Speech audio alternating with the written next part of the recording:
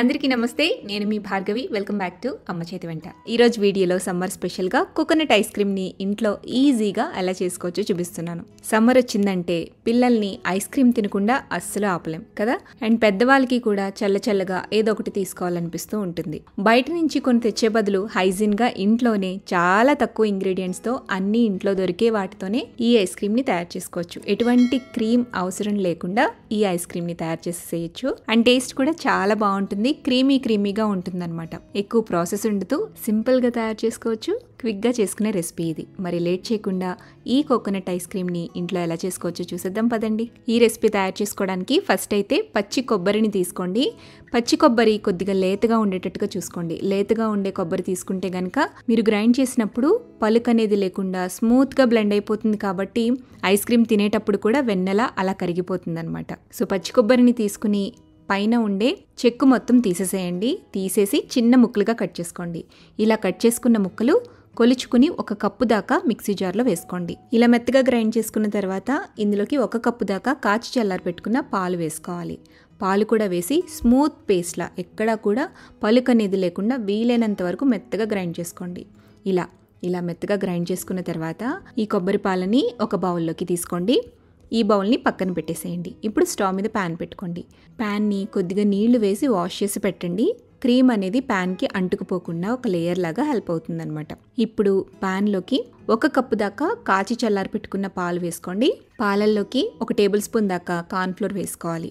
Cornflour వేసుకుని ఉండలు లేకుండా ముందు బాగా కలిపేసేయండి. కలిపేసి స్టవ్ ఆన్ చేసుకుని ఇది థిక్ క్రీమీ కన్సిస్టెన్సీ వచ్చేంత వరకు కూడా మీడియం ఫ్లేమ్లో పెట్టుకుని అంచులమ్మట వచ్చే క్రీమ్ని పాలల్లో కలుపుకుంటూ ఉడికించుకోవాలి. కొద్దిగా థిక్గా అవ్వాలన్నమాట, క్రీమీ కన్సిస్టెన్సీ రావాలి. ఇలా ఈ కన్సిస్టెన్సీ వచ్చేంత వరకు పాలని దగ్గరికి అవ్వనివ్వండి.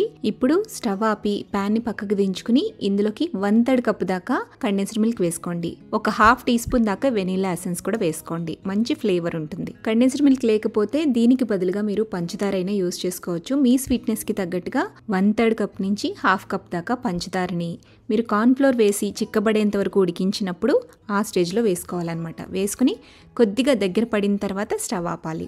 సో మీరు కండెన్స్డ్ మిల్క్ లేకపోతే ఇలా షుగర్ ఆప్షన్ అయినా తీసుకోవచ్చు. ఈ ఐస్ క్రీమ్ అనేది కొంచెం రిచ్నెస్ రావాలి అని చెప్పేసి నేను ఇక్కడ కండెన్స్డ్ మిల్క్ వాడుతున్నాను. ఇవి వేసిన తర్వాత అంతా కలిసే విధంగా బాగా కలిపేసేయండి. మొత్తం కలిపేసుకుని పూర్తిగా చల్లారేంత వరకు పక్కన పెట్టి వదిలేసేయండి.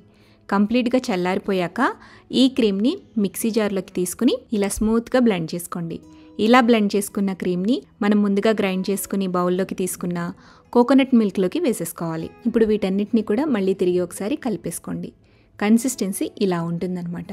ఇలా కలుపుకున్న కోకోనట్ ఐస్ క్రీమ్ మిక్స్ని మౌల్డ్స్లోకి వేసుకోవటమే. నేనైతే ఐస్ క్రీమ్ మౌల్డ్స్లోకి వేసి పైన కొంచెం ఇలా డ్రై ఫ్రూట్స్తో గార్నిష్ చేసుకున్నాను. చిన్నగా చాప్ చేసుకున్న డ్రై ఫ్రూట్స్ వేసేసి గార్నిష్ చేసేసి సిల్వర్ ఫాయిల్ పెట్టేసి ఐస్ క్రీమ్ స్టిక్స్ డిప్ చేసేసి ఫ్రీజర్లో 8 to 10 అవర్స్ పాటు ఫ్రీజ్ చేసేసుకోవాలి. మీ దగ్గర ఎలాంటి మౌల్డ్స్ లేకపోతే కనుక ఇలా చక్కగా ఒక స్టీల్ బాక్స్ కానీ ప్లాస్టిక్ బాక్స్ కానీ రౌండ్ షేప్లో ఉన్నది ఏదో ఒకటి తీసుకుని అందులోకి ఈ ఐస్ క్రీమ్ మిక్స్ని వేసేసి ఫ్రీజ్ చేసుకున్న తర్వాత కట్ కుల్ఫీ ఐస్ క్రీమ్ కింద సర్వ్ చేసుకోవచ్చు. చూడండి, ఐస్ క్రీమ్ అయితే రెడీ అయిపోయింది. 10 గంటల తర్వాత నేను ఫ్రీజ్ అయిన ఈ ఐస్ క్రీమ్ని డీమోల్డ్ చేస్తున్నాను. క్రీమీగా కుల్ఫీ ఐస్ టైప్లో చక్కగా ఎటువంటి క్రీమ్ యూజ్ చేయకపోయినా కూడా పర్ఫెక్ట్ టెక్స్చర్తో ఐస్ క్రీమ్ రెడీ అయిపోయింది కదా.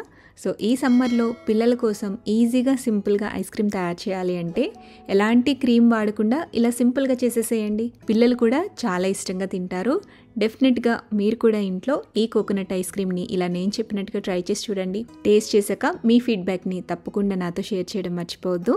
వీడియో నచ్చితే లైక్ చేయండి, మీ ఫ్రెండ్స్కి రిలేటివ్స్కి షేర్ చేయండి. మరిన్ని టేస్టీ సింపుల్ క్విక్ రెసిపీస్ కోసం అమ్మ చేతి వంట ఛానల్ని సబ్స్క్రైబ్ చేయండి.